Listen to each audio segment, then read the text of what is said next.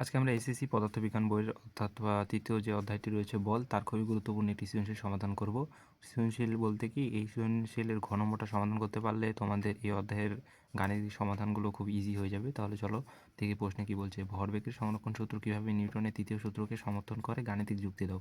এই কাজটি আমরা প্রথমে কি করব, আমরা এটিকে প্রমাণ করার জন্য প্রথমে ভরবেগ সংরক্ষণ সূত্র লিখে ফেলাবো। আমরা জানি ভরবেগ সংরক্ষণ সূত্র m1u1 plus m2u2 equal to m1 v1 plus m2 v2।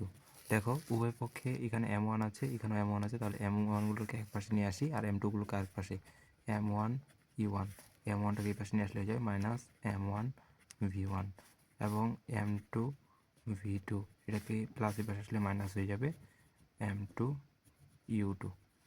যখন আমরা যে কাজটি করব, আমরা এখন এখান থেকে কমন নিব, এখান থেকে কমন যায় m1, থাকে e1 মাইনাস v1, আর এখান থেকে m2 কমন যায়, এখান থেকে থাকে হলো v2 মাইনাস u2।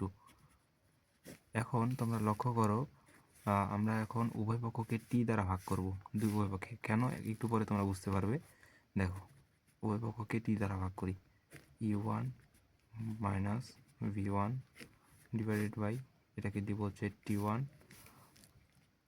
m2 ভাগ v2 minus u2 divided by t2।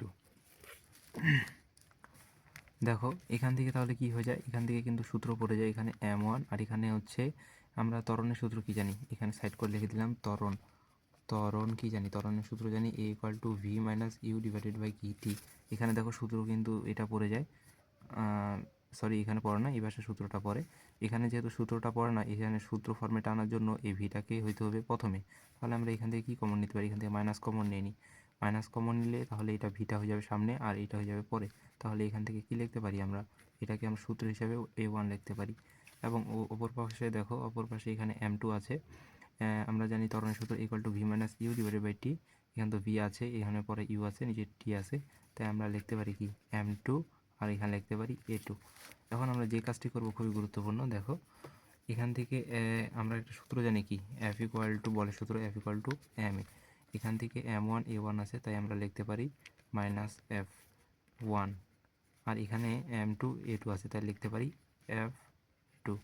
দেখো এখানে ঋণাত্মক চিহ্ন আছে আর এখানে কোনো প্লাস চিহ্ন আছে, চিহ্ন কোনো ম্যাটার করে না। এখানে প্রমাণ তোমাদের হয়ে গেছে, তোমরা এখন বাংলায় লিখবে যে প্রমাণ